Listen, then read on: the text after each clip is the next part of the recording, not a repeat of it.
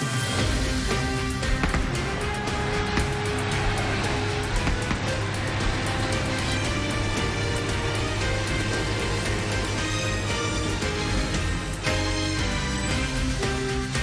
evening and welcome to another edition of Friday Night Lights presented by the Allegheny Health Network and St. Vincent. I'm Jay Pushkar. He's Mike Fenner. We gave Tom Decker the night off because it's almost playoff time. We'll have him back next week. The headliner tonight was supposed to be McDowell taking on Erie High for the District 10 Class 6A championship.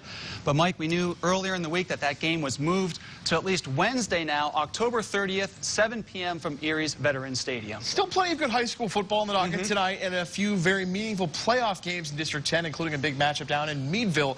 Union City trying to get its first playoff win, and head coach Randy Gunther's guys trying to take down the Big Reds of West Middlesex at Bender Field in order to do so. Early action in this one. No score in the first until Ty Tate throws the pass into the left flat. Here comes Eddie Lowe breaking tackles, making defenders miss, and finding the end zone by just enough. 7-0 on the touchdown there. Big Reds in front. Interesting play on the ensuing drive for Union City. A fumbled snap here. Ball gets bounced. Well, back right to the quarterback. Kyler Schaefer takes off down the sideline. Big pickup into Big Red's territory. A few plays later, they cap it off. Schaefer, the keeper, and a 2-yard touchdown run. Missed 2-point play makes it 7-6 West Middlesex, but the Big Reds give it to Big Zeb Rubaker. He finds the hole and keeps it for a 50-yard touchdown. 14-6 lead at the half for West Middlesex, and moving to the third, more Rubaker. 26 yards to Pater, makes it 21-6 West Middlesex. Union City trying to keep in it and trying to keep it within striking distance. Nice defensive play. Going for it all is Tate in the end zone, but it's intercepted. Union City stole with the pick there, and West Middlesex was just too much, however, on the ground. 15 carries, 192 yards, and 2 touchdowns for Rubaker, and the team as a whole led the way on the ground to a 28-6 win to eliminate Union City, and still the Bears in search of that first playoff win. I'll be honest with you, I'm thrilled with the way a lot of these guys stepped up tonight. We ended up with a couple of freshmen out there trying to slug it out. We got guys that have been playing for 2.5 months of football trying to slug it out. And, you know, when you're playing an experienced team that knows how to win, you got to have all of your people. And we did not do that tonight. But I am absolutely thrilled with the way we fought. On the Lewis Fitness and Performance scoreboard, Union City falls 28-6 as their season comes to a close. The Bears, who did not throw a pass in the game, get 66 yards on the ground out of Marshall Van Tassel and 76 yards out of Caleb Stoll on the ground. West Middlesex will advance to play Farrell next weekend in the Class A semifinals.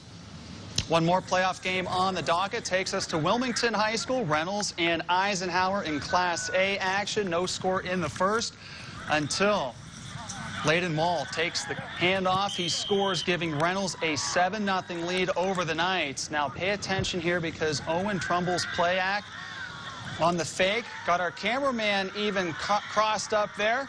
Nicely done as he's able to go in for the touchdown. It's a 14-0 Reynolds lead.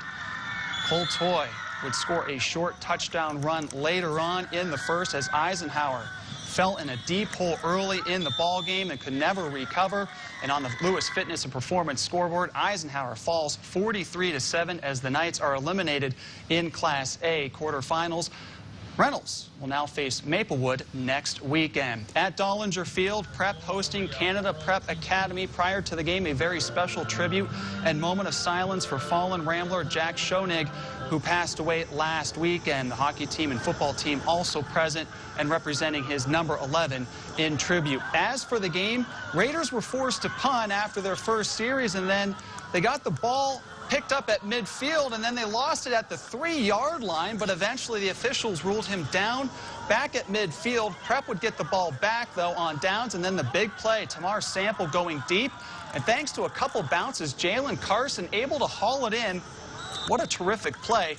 A couple plays later, Luke Sittinger cashes in, 6-0 Ramblers. Next Canada Prep series, they are forced to punt deep in their own territory, and the snap sails over their head and into the end zone. Jordan Adams falls on it easily for another touchdown.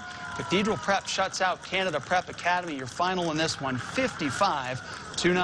More regular season action. Mercyhurst Prep taking on the Trojans down in Greenville as we head down there. 14-0 Lakers leading in the early action. How about Greenville coming back, though? Isaac Sasala coming into your picture and taking off of the end zone, 14-6 after that long touchdown run. This game got interesting in a hurry. Sasala, a big part of that. Another big run, another touchdown.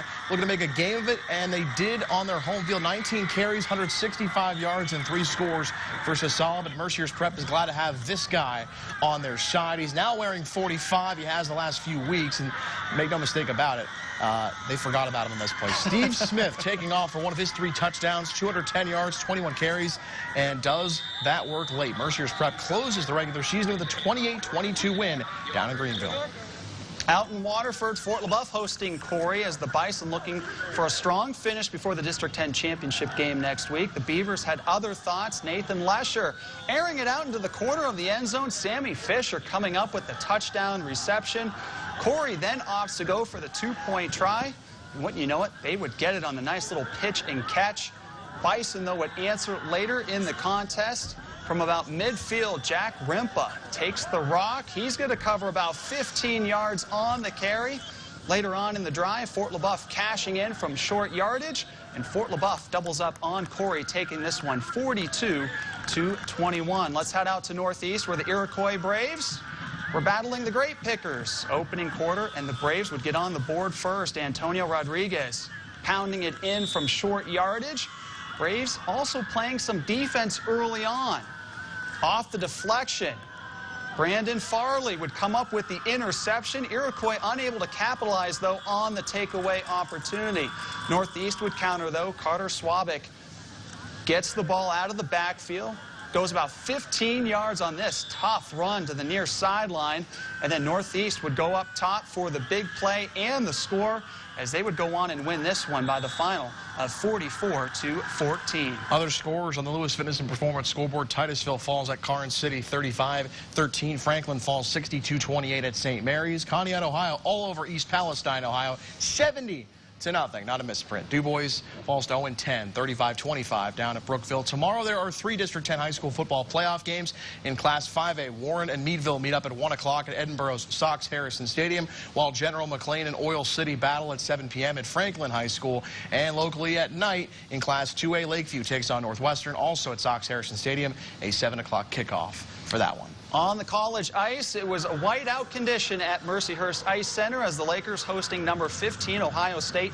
No score in the second period. Buckeyes on the rush, and the shot rings off the post. They would review it. It was a no goal. 4.5 minutes to go in the period. Special teams for Ohio State taking over on the 2-man advantage. Wyatt Egley lights the lamp, 1-0 Ohio State. 13 seconds later on the breakaway chance, Carson Myers scores on the power play. It's 2-0 Buckeyes. More from OSU. Grant Gabriel collects the juicy rebound near the crease. He scores 3 goals in a span of 1 minute 45 seconds for the visitors. After the Lakers got one of those goals back, the Buckeyes score again. Eggy with his second goal of the night. That came with 3 seconds left in the second period. He eventually registers the hat trick in this one. Ohio State rolls past Mercyhurst 7-2. Same 2 teams at it again Saturday night from the Mercyhurst Ice Center. Women's college hockey, Mercyhurst taking on Minnesota Duluth up in Buffalo. The Icebreaker tournament, no score first period. Power play, Celine Frappier assists on the Sarah Nels goal. 1-0 Lady Lakers, but on the Lewis Fitness and Performance scoreboard, it's a 4-1 final. Minnesota Duluth handing Mercyhurst the loss. Lady Lakers take on UConn tomorrow at 4:30 up in Buffalo. Speaking of Buffalo, on the NHL Frozen Pond, the Sabres playing back-to-back nights on the road in Detroit. No score. Pick it up in the second period. Jake McCabe scores on his first of the season. 1-0 Buffalo. Just minutes into the third, Buffalo doubles its lead on the nice tic-tac-toe passing to Sam Reinhart. And Buffalo goes on to post the shutout of the Red Wings, taking this one 2-0.